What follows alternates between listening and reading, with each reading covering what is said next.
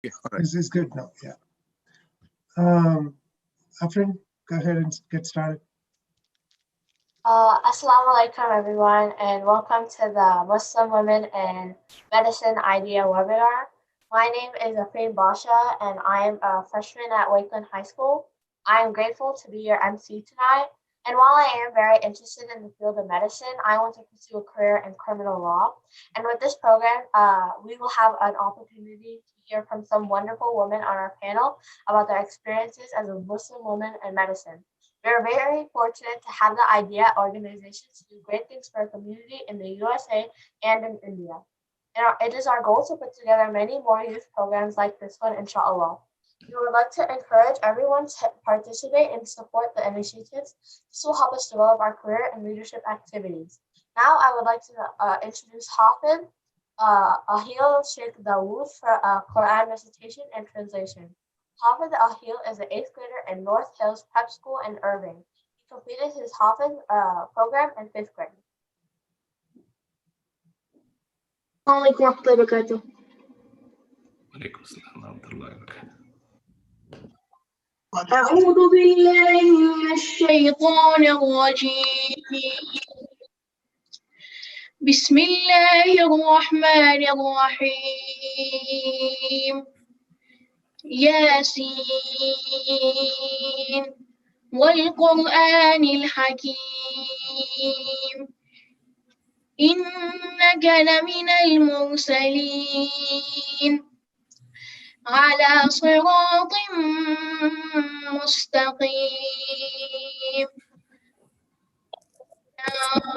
تنزيل العزيز الرحيم لتنذر قوما ما أنذر آباؤهم فهم غافلون لقد حق القول على أكثرهم فهم لا يؤمنون إنا جعلنا في أعناقهم أغلالا فهي إلى الأذقان فهم مقمحون وجعلنا من بين أيديهم سدا ومن خلفهم سدا فأغشيناهم لا يبصرون وسواء عليهم أنذرتهم أم لم تنذرهم لا يؤمنون إنما تنذر من اتبع الذكر وخشي الرحمن بالغيب فبشره بمغفرة وأجر كريم إنا نحن نحيي الموتى ونكتب ما قدموا وآثارهم وكل شيء أحصيناه في إمام مبين صدق الله العظيم. Now I will be reading the translation for the verses I have just recited.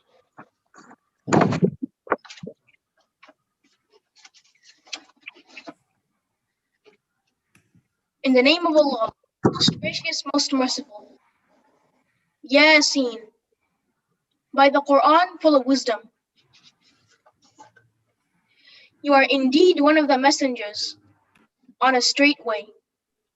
It is a revelation sent down by Him, the exalted in might, most merciful, in order that you may warn a people whose forefathers have received no warning and who therefore remain heedless of the signs of Allah. The word is proved true against the greater part of them, for they do not believe. We have put yokes around their necks right up to their chins, so that their heads are forced up and they cannot bow. We have put a bar in front of them and a bar behind them, and further we have covered them up so that they cannot see. The same is it to them, whether you warn them or you do not warn them. they will not believe. You can but warn such a one as follows the message and fears the Lord, most gracious, unseen. Give such a one, therefore, good tidings of forgiveness and the reward most generous. Surely we shall give life to the dead, and we record that which they sent before and that which they leave behind. And of all things have we taken an account in a clear book of evidence. You're not sharing for you. MashaAllah. Thank you, Brother Ahil, for the beautiful Quran recitation. Next, I'd like to call upon Hana, Shoaib, and Arida to introduce the speakers. Okay, Bismillah, walhamdulillahi, wassalatu wassalamu ala rasulillah wa ala alihi wa sahbihi ajma'in. Rabbi shrah li sadri wa yassir li amri wa hlul uqdatan min lisani yafqahu qawli. Assalamu alaikum. My name is Hana Tanvir, and I am currently a junior at Independence High School.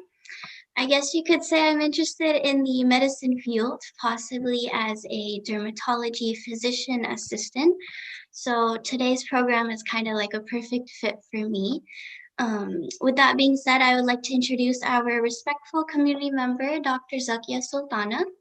She has been a dentist for more than 20 years who currently resides in Plano, Texas.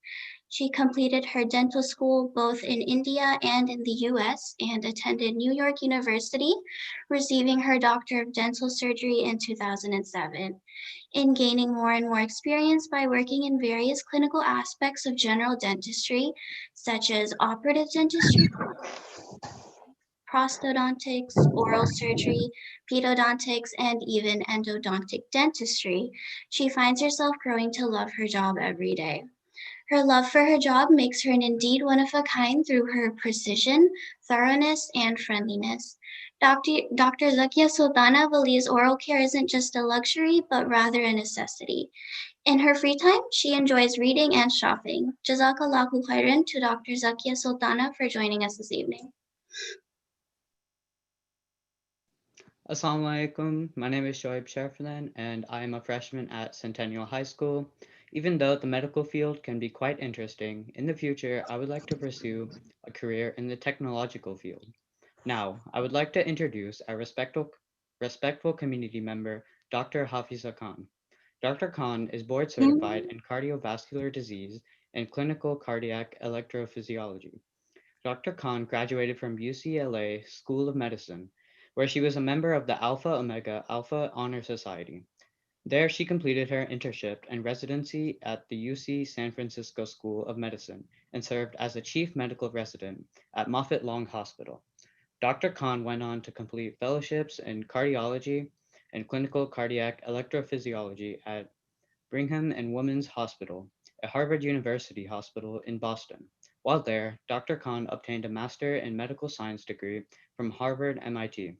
Besides her work, Dr. Khan volunteers and enjoys her time by helping the community projects. She actively participates in organizing the health fairs for the community masjids, including at IACC. Jazakallah khairan to Dr. Hafiza Khan for joining us today. Assalamu alaikum. My name is Rida Jailani, and I am a freshman at Hebron High School. I am interested in possibly pursuing a career in the field of medicine, as well as in medical law. Verse 32 of Surah Al-Ma'idah says that whoever saves the life of one person, it shall be as if he has saved the life of all mankind. Although Muslims make up only 1% of the US population, 10% of doctors in the US are actually Muslims. With that being said, I would like to introduce Dr. Mumtaz B. Sayed. Dr. Sayed is a diagnostic radiologist with subspecialization in neuroradiology. She's affiliated with numerous hospitals, including Baylor Scott & White Medical Center Lake Point in Texas, and many more. Dr. Sayed completed her medical school and her internship at the Marshall University of Medicine in West Virginia. She then completed her residency in diagnostic radiology at the University of Tennessee Medical Center. Upon graduation from residency, Dr. Syed completed her neuroradiology fellowship at the UT Houston and MD Anderson, Texas.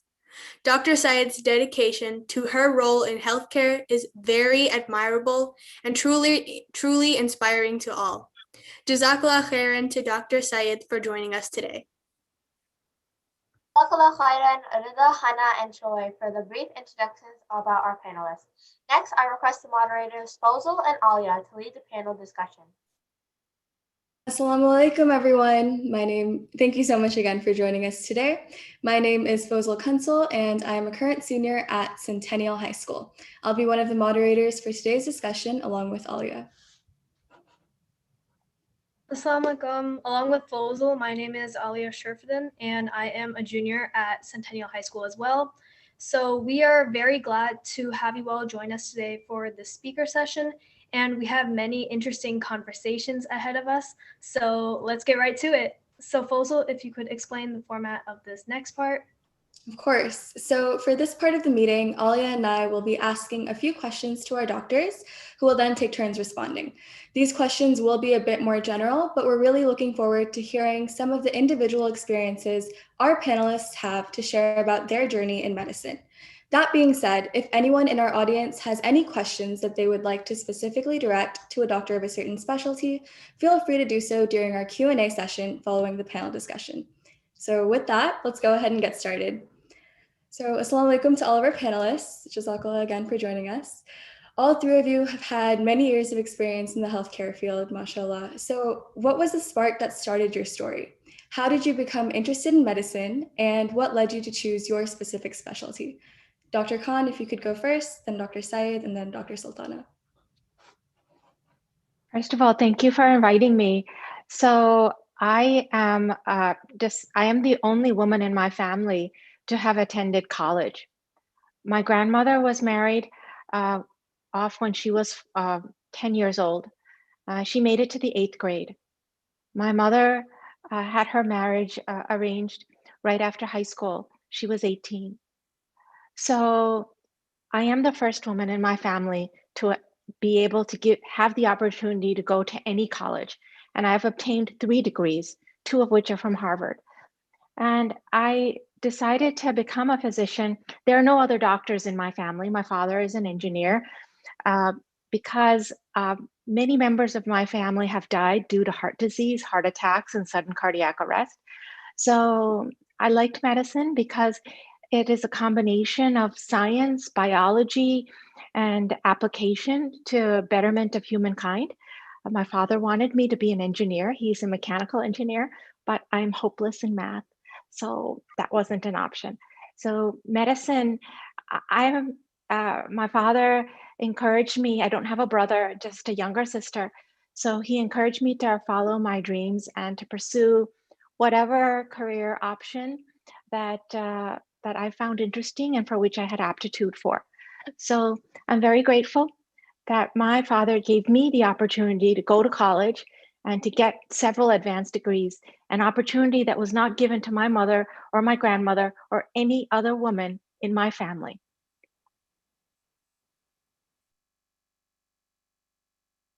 MashaAllah, that's very inspiring. Thank you for sharing that with us. Dr. Syed, if you would like to share your motivations for aspiring in a career in medicine as well. Assalamu alaikum. I don't know when I had started, wanting to be a physician. I don't remember, but all that I wanted from school age was to become a physician. And I went to high school, and all my, schooling was in India. And in India, it's medicine is a bachelor's degree. You go to medical school soon after your high school. For certain reasons, I could not pursue that. And so there was a detour in my career. I went on to pursue bachelor's in nutrition dietetics, followed by master's in biochemistry, and go on to do a PhD in biochemistry. And my research was focused on oral cancer research in experimental animals, rat models and cell line and stuff. And during my PhD, almost towards the end of my PhD, I had the opportunity to come here to the United States. And that's when it was again, God presented an opportunity for my dreams that had taken a detour. And so I went on to ask about it, and I found out that I qualified with all my prerequisites, and I had to take MCAT, which then I took and got admitted to medical school, Huntington, West Virginia, Marshall University in 2008. And 4 years of medical school followed by 1 year of residency. And then I matched in radiology residency. You'd asked like, why this specialty? Going through medical school, every rotation that I would go, I would think like, oh, I love this. I want to be a pediatrician. Oh, I love this. I want to be an OB-GYN. So that's how it was until radiology, I felt like encompassed everything. A radiologist is able to provide diagnosis through imaging. That fascinated me. The diagnostic challenge fascinated me. And being able to, diagnose anything. Oh, Dr. Syed, I think you're on mute. I think you accidentally muted yourself. Sorry. All right, no, you're good. So those are the things that fascinated me about radiology. The biggest thing was its diagnostic challenge, and to provide diagnosis through imaging fascinated me. Thank you. Of course, that really is interesting. Thank you for sharing your stories. It's definitely different from like the typical route to medical school that we're all used to, but like it's really inspiring to hear the stories of all of these amazing women in medicine. So to close off this question, Dr. Sultana, would you like to share your experiences throughout your education and how you became interested in medicine?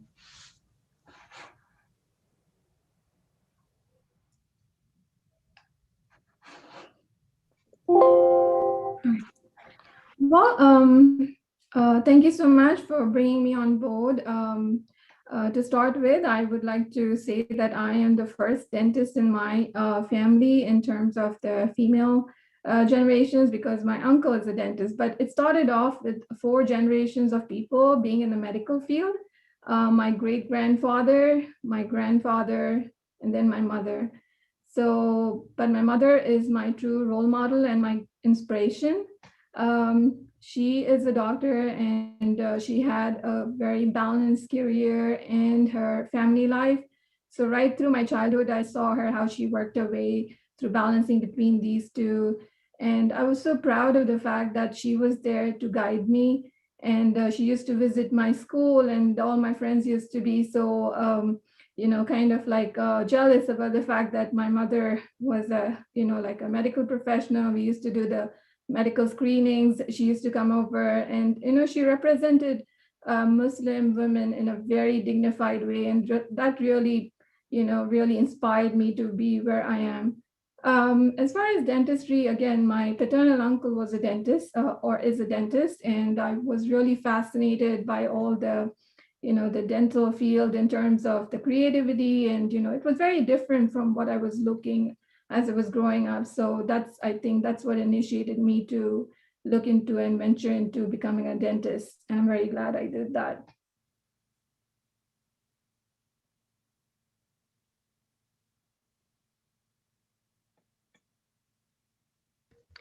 So hearing all 3 of your experiences was very interesting, like Fozl said.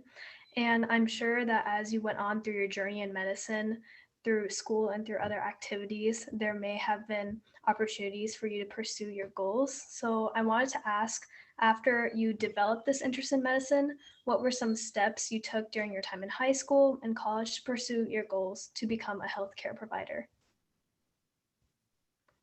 So we can maybe go in a different order or the same one actually. So if Dr. Khan could go first. So I grew up in the United States. My parents immigrated here in 1966 when I was 6 months old. So I'm an American, and as are we all now, but I grew up in America. So, I think that once I knew what I wanted to do, that was, like I said, Indians or South Asians and people of our descent were allowed to immigrate here in October of 1965. So you can imagine growing up in the late 1960s and early 1970s, there were no South Asians, let alone South Asian Muslims. So because my parents came within, 10 months of the Immigration Act. So I had to find a way. There was not as many research opportunities in high school, but once I did go to college, I volunteered. There were some more research opportunities at the university that I went to. So there was no social media. We're talking 1970s, 1980s. So to connect with people the way that we're connecting here was an impossibility. So I was alone. I was alone as a brown woman. I was alone as a Muslim woman, and I was alone as a brown Muslim woman. So I had to find a way, because the boom in South Asians and South Asian Muslims in the United States was in the 1980s, and I was alone. So I had to rely on myself, and God has helped me every step of my way, as have my parents. So I can't guide you because you are in a different world than I am. Look around. As we started, 10% of all physicians in the United States are Muslim. There were none. There were 2 Muslim families where we grew up. So it's hard for me to guide you because I was alone and you are not alone. And things like this are incredible. So again, I'm an old timer, and what I experience has no relevance to what you have. And I'm very grateful that you have much more connectedness than I had.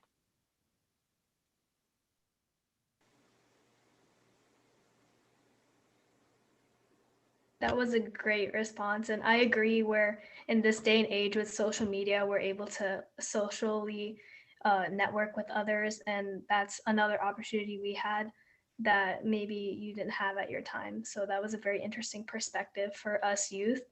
So who would like to go next?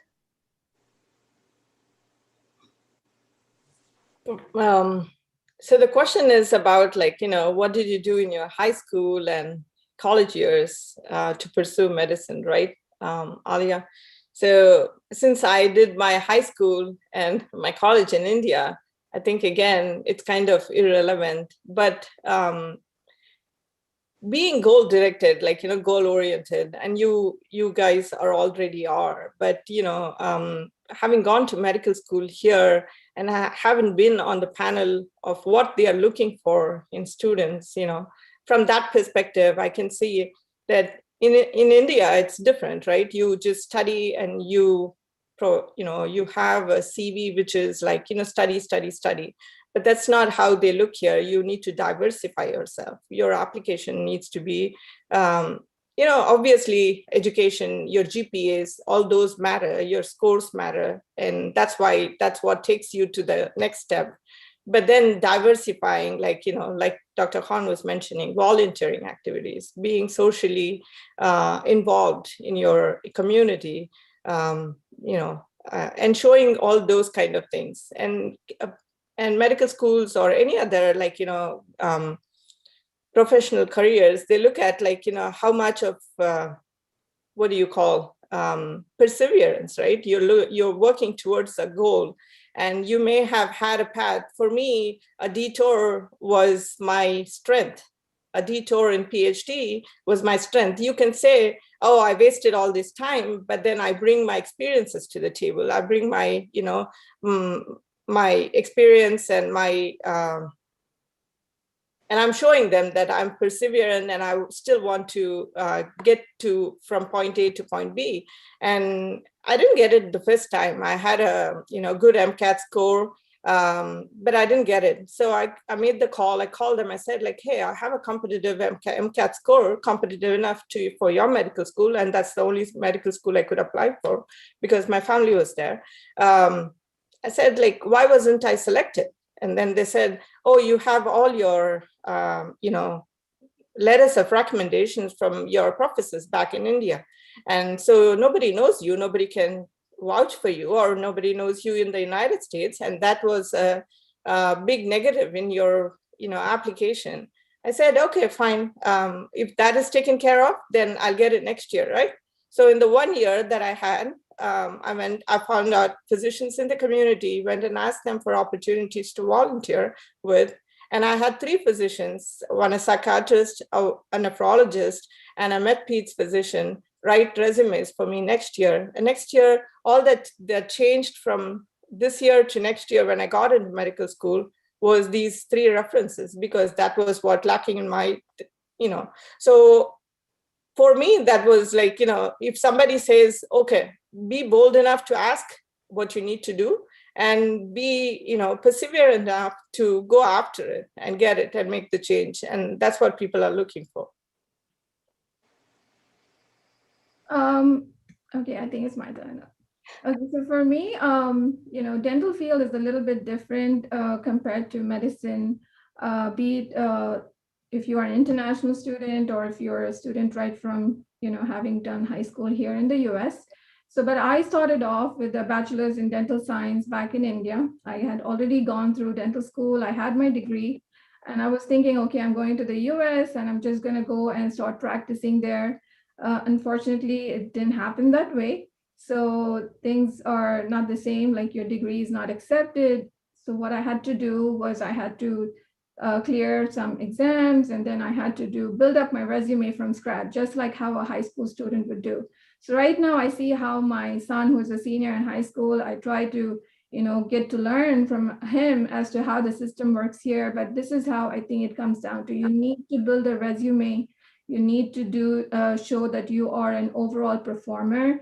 And, pretty much my background in dental background by having a dental degree back from India helped me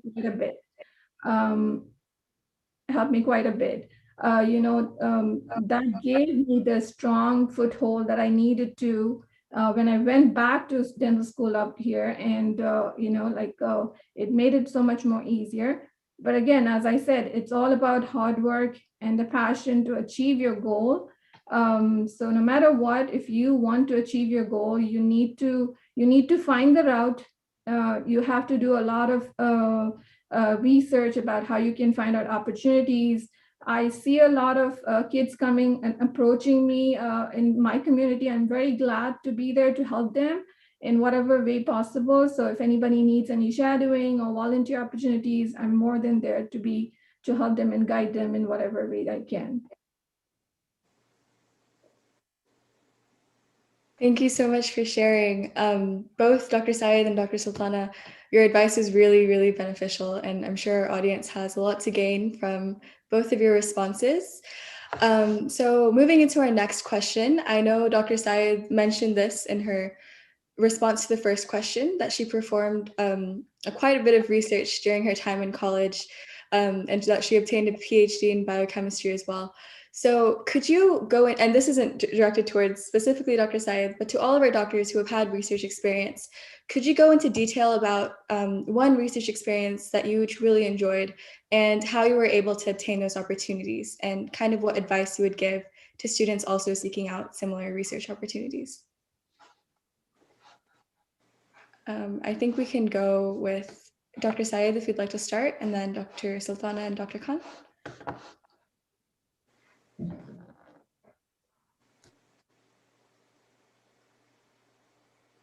Again, all my research opportunities predating medical school was from India, right? As far as here, which would be relevant to y'all, would be whatever was in medical school. And medical school, there's not much, time to do.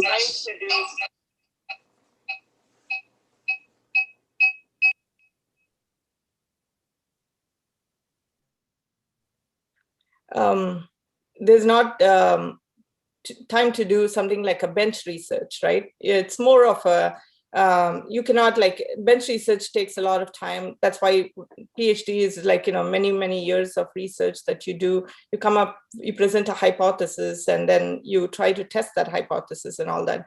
You don't have that kind of time in medical school for that. So you grab onto opportunities. Anything, any professor or, anybody used to say, hey, I have an interesting case that I saw. This is probably one of the few cases that, I've come across. I would grab that opportunity. I would write up like a case, present it as a poster in any,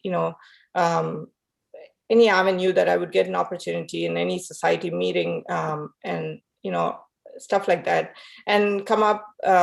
Most of the time, that's how the research is in medical school that I have had, or a small group projects and stuff like that. But Dr. Khan may have some more to share for y'all, like in high school, how to pursue research. That would be helpful for y'all to get into medical school. I have no, insight into that. Yeah, I think I would, if I had to share my experience before, I think it's, yeah, that's what. So pretty much the same concept as Dr. Syed has mentioned here in terms of research opportunities for a dentist who's going back to dental school. It is pretty much the opportunities provided at the dental school. It could be through there's American Dental Association for students. But at the level of high school, again, I may not be much of help, but at the same time, if it is once you are into that career path where you are in dental school, you have much more research opportunities. All you need to do is become a part of the study clubs, or you have to have a good network built out through colleagues and mentors. Find good mentors. I think that is a very important part to any research studies. Most of my dental school research happened by just having a good contacts and making sure your faculty knows about you in terms of how dedicated you are, and why would they push you towards getting into something that could help them put forward your research article or get into something that's very interesting and can be presented as a poster. Yeah, that's what I would say.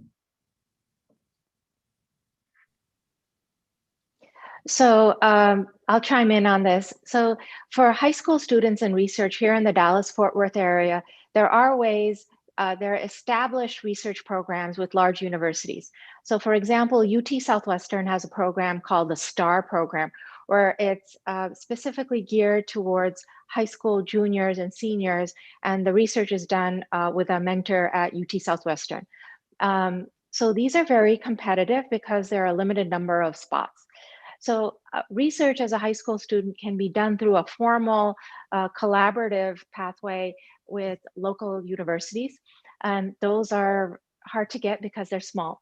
The other way to do research as a high school student is many hospitals and universities have ongoing large projects where they need someone to do data collection. So it's not that the high school student is generating the idea necessarily, or doing an ELISA or a pipette or a bench work, but they need people to comb through charts, call patients, do work to collect the database upon which that research is generated.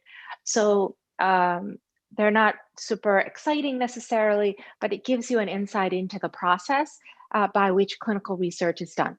So those are the ways to get involved as a high school student. When you're in college, it's a lot easier because there are established research opportunities, both bench and clinical research, with your professors in your science field. And as a med student also, I've done research, and it gets easier as you go up because the pool of candidates gets smaller, and also because as your educational qualifications go up, people are looking for you to help them and assist them with their project. So writing up case reports, that's a wonderful way to get involved as a college student, as a med student. So I think that as a high school student, though, I would look for the established collaborative projects with large universities in this area. Thank you for your response. All three of you gave such, I guess, different perspectives on research, especially since we have Dr. Syed, who studied internationally, and Dr. Khan, who studied here and has a lot more insight into, I guess, high school research. But regardless, it was really informative to hear your responses. And I think, Alia, if you'd like to continue. So hearing all these research opportunities, I think it's very great that you were able to talk about how these can cater specifically to high school students. And I wanted to elaborate a little bit more specifically on any points in that research. So did you have any specific experiences that really motivated you to pursue the field? Or in other terms, I'm kind of asking what your most memorable experience in your field was.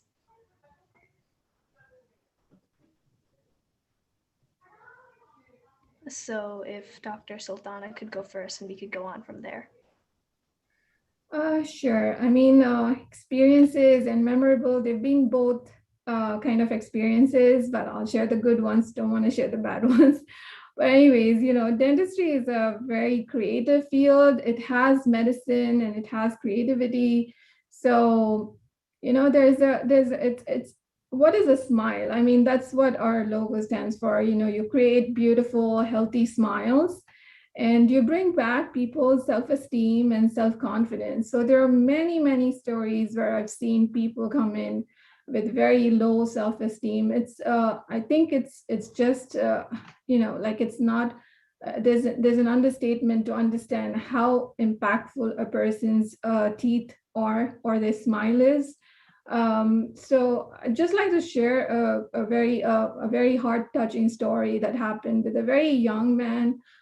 He was in his like late 20s, and he went through a dental condition which is called juvenile periodontitis because of an underlying medical condition, and he lost his teeth at a pretty young age.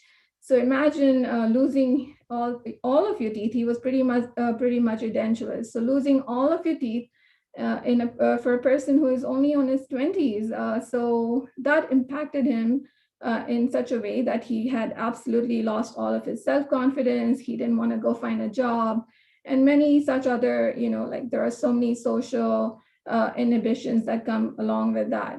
So when we saw him as a patient, this was back in when I was in dental school here in New York University. So, you know, my professors and we formulated a treatment plan, and then we got him his, you know, he had to go through a lot of surgeries to build up his bone back, you know, make sure that the dentures that we're going to make for him, you know, make him look or bring back his youth. Because, you know, once people lose teeth, it's a very, you know, your face gets very much deformed in a way that it adds ages to the number, you know. So when we gave him his smile back, I mean, you should have seen his appreciation for not only the people who worked on him, but for his whole life. It created a purpose. It brought back his self-esteem, his confidence. And there are so many more stories that I can share. So I'm so glad. That's why being a healthcare provider is not just saving lives, it's also bringing back a person's self-esteem, self-confidence, and you touch people's life in so many more ways that you can't even imagine. So that's something I really would want each and every one of you who's interested in this field to think about.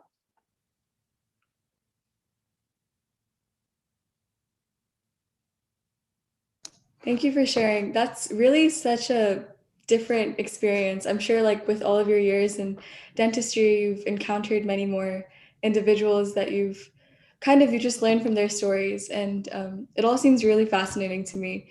So if Dr. Khan and Dr. Syed would also like to share some personal memorable experiences that they've had throughout their careers. Dr. Khan, if you'd like to go first, and then.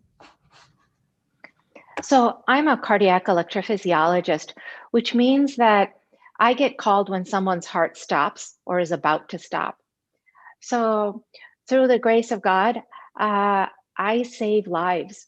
And in the course of my 21 years as a cardiac electrophysiologist, I feel that sometimes that Allah subhanahu wa ta'ala puts me in a spot where I need to be to help someone whose time, it is not yet their time to die. So a month ago, there was a lady who is my mom's age. She's in her 70s. She passed out. She fainted at home. So when she woke up, she called her daughter, and her daughter took her to the emergency room. And when she went to the emergency room, they told her everything was fine. About a month later, she faints again at home. So she calls her daughter, and her daughter takes her to the emergency room again. And she got an EKG, she got checked out, and she said, oh, it's fine. So the daughter was driving her mom home, and she was passing by my hospital, and her mom fainted in the car again. So she diverted into the emergency room at my hospital. And when she got hooked up to the monitor, they noticed that her heart rate was slow and then normal and then slow and then normal. So I got consulted, and it was pretty clear that the reason that she was fainting is because her heartbeat was slowing down, her pulse was slowing down, and that she needed an emergency pacemaker. So I made those arrangements and went upstairs to get the operating room and the team ready, the anesthesiologist. So it was 6 o'clock on a Friday. And it was only through chance that I was still there, that the entire operating room and the anesthesiologist were there. We were about to go home, okay? In which case, nobody would have been around and we would have had to come back in. But we were all there. And so they wheeled her up, and right in front of the operating room door with me and the anesthesiologist and 4 nurses standing at her, her heart stopped and she had a cardiac arrest encoded. So I put her emergency pacemaker in, and alhamdulillah, she did well. But what I feel like, I have stories like that that are innumerable. Allah felt that it was not her time to die. So he put the people around her that she needed so that she could live. And as a cardiac electrophysiologist, I see miracles every day. I see Allah's hand, Allah subhanahu wa ta'ala's hand in our lives every day. Life and death, that is my specialty. When the passage of life to death and the pulling back from death back to life, that is what I do as a cardiac electrophysiologist. And it is the honor and the privilege of my life that I have been able to get the training to be, I feel like I am a hand to help these people through the training that I've been blessed to have.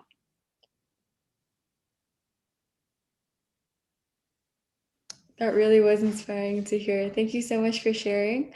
I'm sure, as I mentioned earlier as well, with all of your years of experience, you must have had, as you said, innumerable encounters with so many individuals from different backgrounds, kind of going through similar, well, not similar, but unique conditions that led them to you.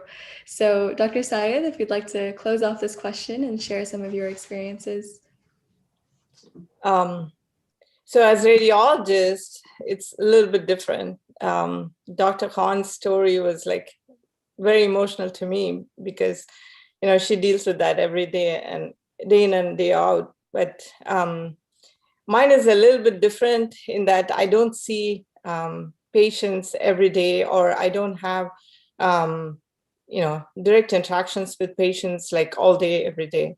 I do see patients when I do procedures. I do image-guided procedures, but all the patients that are coming for getting an imaging, like an X-ray, a CT, an MR, they're not going to see the radiologist, and I don't get to see them. But what I get to see is their images, their studies once they have gone, and it's presented to me. I look over them. I give my professional opinion. I give a diagnosis if possible. Sometimes there is no diagnosis that could be like, there's not one thing that it could be. Sometimes there is, sometimes there is not. Sometimes all that we could come up with our professional training and background is that I can say, these are the first top 3 things that I'm thinking based on what I see on the images and what I think is the first thing, second, and third. And that helps a physician to go on to work the patient appropriately and find the diagnosis. And that's how the diagnosis is made. So I had this patient like a couple of years ago. So my radiology technologist, she comes in, she says, hey, Dr. Syed, there's a patient who's asking for you and wants to see you and talk to you. Said that is quite an unusual, you know, unless I have procedures, there's no patient schedule. And when I have procedures, I look up I know the patients before I go in. So anyway, I tell her, okay, give me patient's details. I want to look her up and put the patient in the consultation room. So she's put in the consultation room. I look up her imaging and stuff, her studies. And I had read a couple of MRI of her spine a few months before this thing happened, like 3 or 4 months before. So then I have an idea of what I'm getting myself into. So I walk into the room, the patient is there, she gets up, she asks, hey, are you Dr. Syed? Because they don't see us, we are the radiologists in the dark room. And I say, yeah, I'm Dr. Syed. I introduce myself. She comes in and she gives me a hug. And she says, I'm so glad to meet you. I wanted to meet you and thank you. I'm like, yeah. Then I start listening to her story. So the MRI of the spine, there was one area that I questioned as could be an early plasmacytoma. It is a cancer of the plasma cells that can be in the bone as well. And that was the earliest manifestation. Then I called her physician. I told her that this is what I'm thinking. And there's another study that you could do and see if there are any other lesions anywhere in the body. We do that and we see that there was none. There was only one lesion in the spine, in her lumbar spine. And so I call a physician and say, I still think that this is early plasmacytoma. She didn't have any diagnosis at that time. So they go on to make a diagnosis. After that, I don't know, right? I made the call to the physician. I told this is what I think, and this is the patient needs to be worked up. And after that, I don't get any feedback. That's something that I kind of missed the most of being a radiologist. So I don't get any feedback. But this patient, she says that she was worked up appropriately and she got an early diagnosis of plasmacytoma and she was going to get a bone marrow transplant and she's cured essentially of that disease. And she was very thankful that I had alerted their doctors for the early diagnosis. She got early diagnosis and she was thankful, and that was very emotional for me, and it just made it all worthwhile. So I can never forget that. I don't get very many of those, but that is a good reminder for me that there's a patient behind those images that I see. Although I'm in the dark room, not seeing patients all the time, every study that I look at, there is a patient behind those images, and I'm making the diagnosis for them, and that's going to change how the treatment goes on from there, and that is very important for me.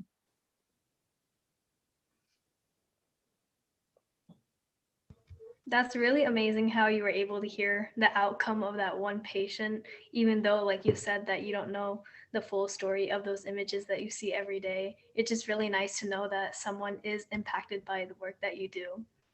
And the next question that we have relates to being as a Muslim doctor. And so how would you define your experiences as a Muslim woman in medicine? And were there any challenges that you encountered and overcame? And Dr. Syed specifically, I remember a moment where I was with you and someone did ask about your hijab, and I was wondering if you would like to mention that as well, since it's really beneficial for the community and very inspiring. Alia just put me in a spot now. So, I didn't start my hijab until I started my job here in Dallas area, so initially when I joined this job, I came to the interview, went through the process of interview. I even had a few months where I was not putting on my hijab at work and stuff. I think July is when I started, and October when I decided I'm going to be a hijabi. I'm going to go to, but it was a welcoming. I was so apprehensive, so scared, so worried what people would think, what people would, make a big, but nobody, it was a welcoming change. My technologists kind of wondered why I was putting in, and everybody was talking behind, the scenes. And one nurse of mine had the guts to come on and ask, hey, if you don't mind, can you say, why are you doing this? We hadn't seen you. And then I had the privilege to say, this is something like my desire. This is what our religion says. It's something that I wanted to do. And, now I have the ability to do it. And I'm very grateful that you guys are all giving me a positive feedback. And they just say first day I wore a hijab, I was so nervous because I've seen these people 2 days ago, they have seen me without a hijab, and today I'm here. So that nervousness, like, the heart racing and everything. And this nurse comes in and says, oh, I love you. And that blue hijab around your face, it just like lights up your face. Like, so it's all positive. People don't, it's all in our minds and we kind of feel that way. But, this is what I want to represent myself like this. It's fine. I mean, I was fine without it. People gave me the same respect. People give me the same respect. So I think I represent myself as a Muslim woman now because I wear a hijab. Previously, probably people didn't know that I was a Muslim. Maybe because of my last name, they may or may not. People knew all that I was representing was a woman of color, right?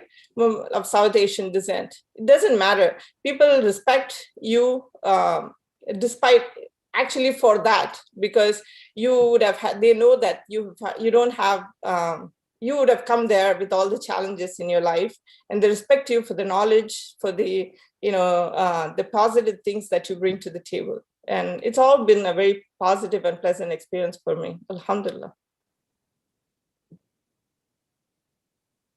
Thank you so much for sharing, Dr. Syed. It really is so inspiring to hear your experiences as a Muslim woman in healthcare. And I'm sure, as you mentioned, kind of incorporating that, like, I guess, religious balance into, I guess what I'm trying to ask is, how do you find it to balance such busy schedules with kind of your life outside of work? I'm sure medicine is extremely hectic. So what steps do you take to kind of maintain a healthy life-work balance and kind of ensure that you're able to give priority to the things that you find important? And this question is directed to all of our panelists. So if anyone has anything else to add, feel free to do so.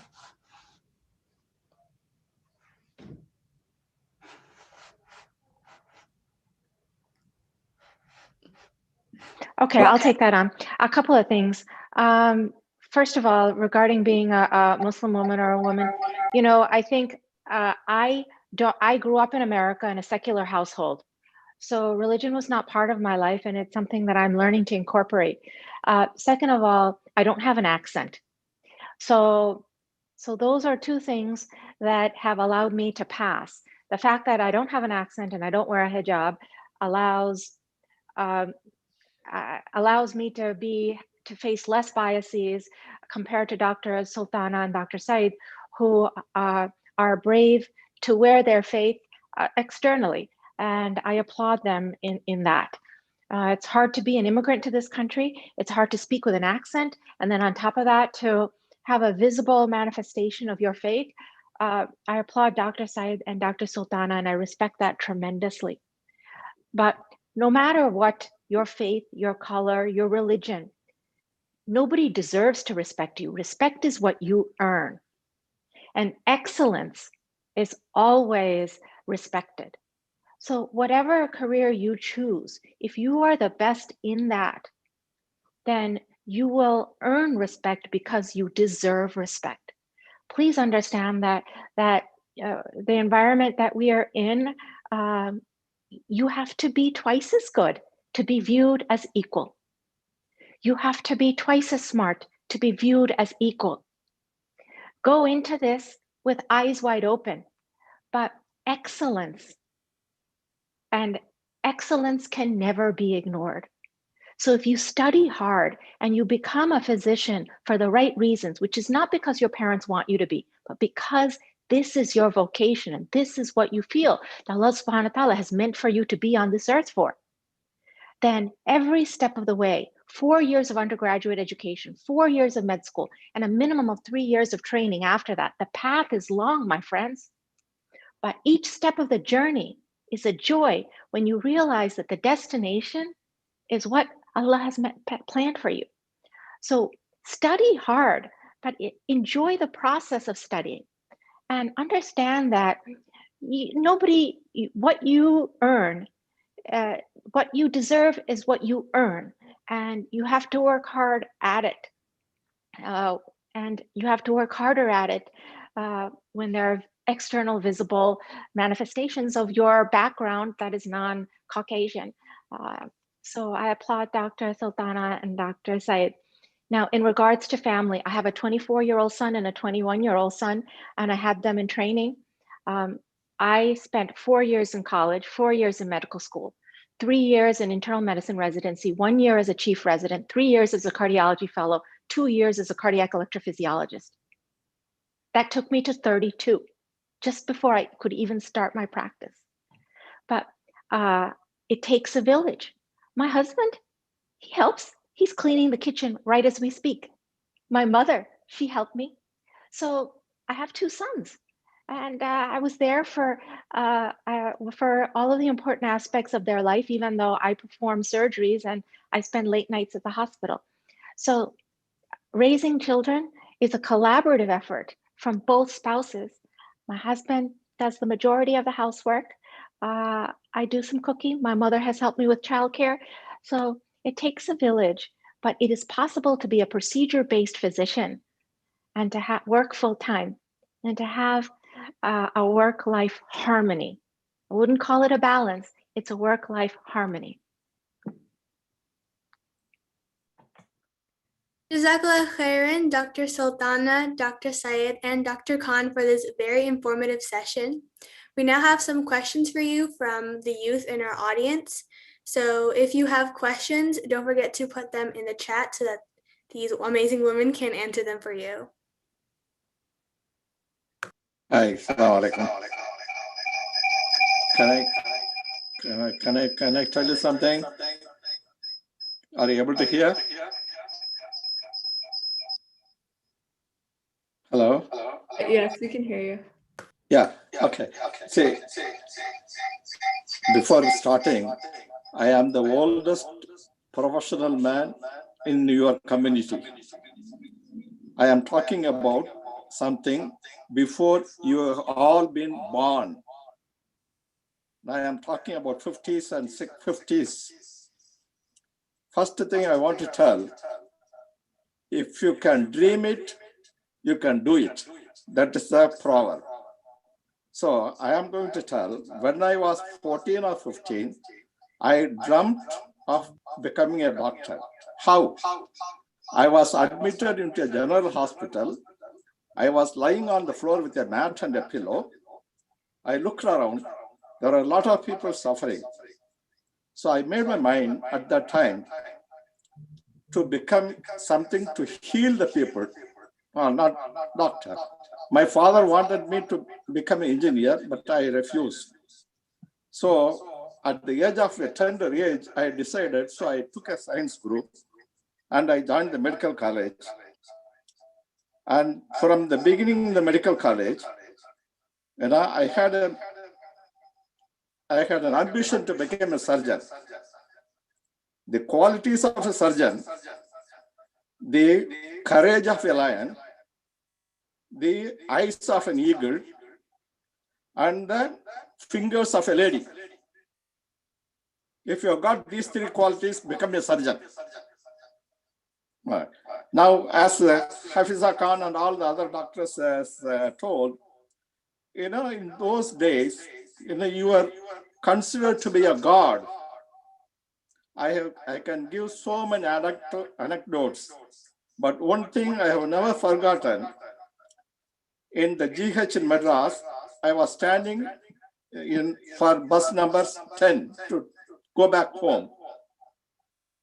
Suddenly somebody came and prostrated on the platform, on the platform in front of me. I was just taken aback. I was so embarrassed, somebody falling on my feet. I asked him to get up and said, "Doctor, you have relieved my pain." So the 2 things which the patient brings come to the hospital is pain and bleeding. You relieve the pain, he is always grateful to you. So that is an anecdote which I can never forget, still in vivid memory. The other thing I want to stress here, see, now the bedside medicine, the communication between the patient and the doctor has been lost. The clinical medicine has been lost. All lab, and all investigations, and you see that. I miss that doctor-patient relationship. I want all the family medicine doctors to be in touch with. A patient cry on your shoulder, you have to comfort him. you know. So you take part in all the family affairs.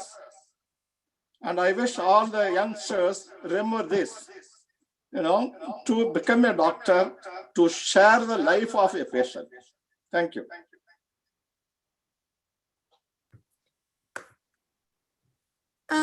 Well said, Uncle. And I think that the message of that is physicians are healers, and healing involves more than ordering lab tests and imaging. So healing is what a physician does, and it is a noble profession. So thank you, Uncle, for your insights.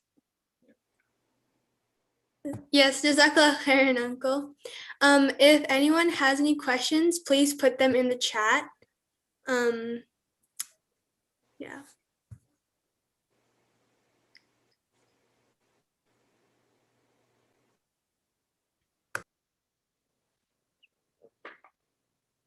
As Rida said, thank you so much, Uncle, for giving your insights about medicine to our audience today. And with that being said, I think we are nearing the end of our session. So I'll go ahead and hand it back to Afreen. Afreen, if you'd like to conclude today's meeting. And Okay, so I request, thank you all for coming. Now I request Brother Syed Ansari, the board president of IDEA, to give a vote of thanks. He's the founder and the president of IDEA. Wow. What a program, you know, amazing. You know, this was one of the most inspiring programs I've attended. And when the energy of the youth and the wisdom of the elders is in play together, results in great programs. And I thank you all for making it possible. The doctors, Dr. Mumtaz Syed, Dr. Hafiza Khan, and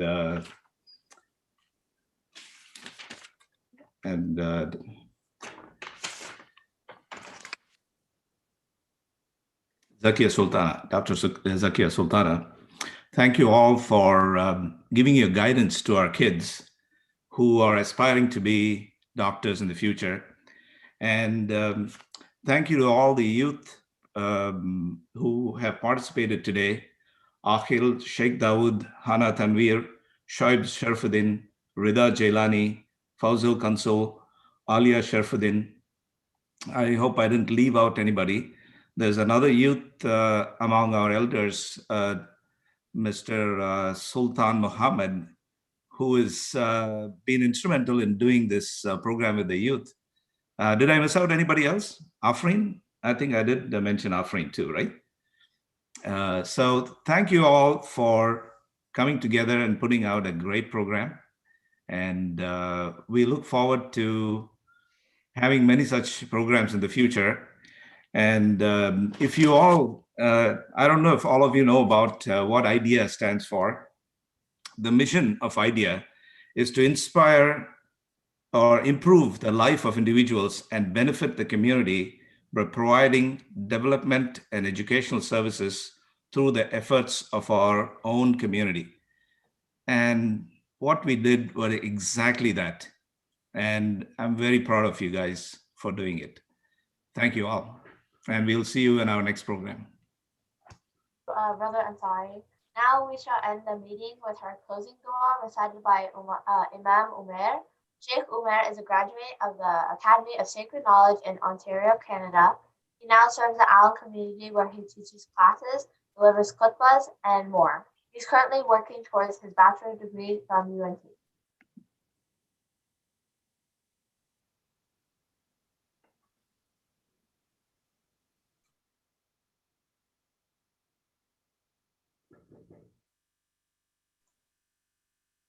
Imam Umar, Sheikh Umar.